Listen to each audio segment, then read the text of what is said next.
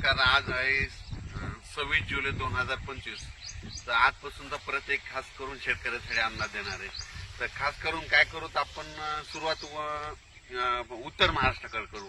काय झालं, उत्तर महाराष्ट्राकडे काही भागामध्ये पाऊस पडले नाही. तर उत्तर महाराष्ट्रातल्या शेतकऱ्याला सांगू इच्छितो की 26, 27, 28, 29 जुलैपर्यंत नंदुरबार जिल्हा, धुळे जिल्हा, नाशिक जिल्हा, चाळीसगाव तालुका, तिथे रावेर, चोपडा, जळगाव जिल्हा,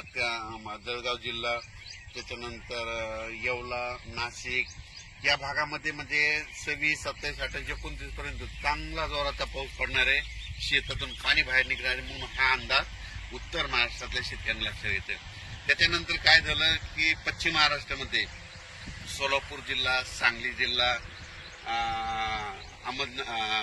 अहिल्यानगरचा काही भाग या भागामध्ये पाऊस पडले नाही. तर आज 26 तारखेला म्हणजे आज अहिल्यानगर भागामध्ये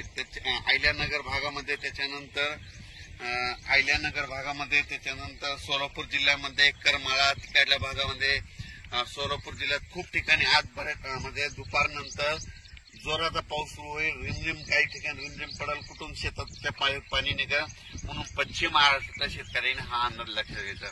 त्याच्यानंतर आपण मराठवाड्याकडे बोलू. मराठवाड्याकडे सांगायचं झालं तर लातूर जिल्हा, धाराशिव जिल्हा, बीड जिल्हा, परभणी जिल्हा, जालना जिल्हा, संभाजीनगर,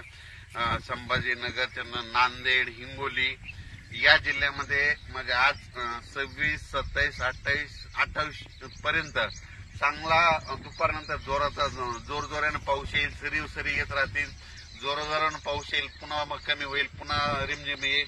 पण 28 तारखेपर्यंत मराठवाड्यामध्ये ह्या 7 जिल्ह्यामध्ये पाऊस 28 तारखेपर्यंत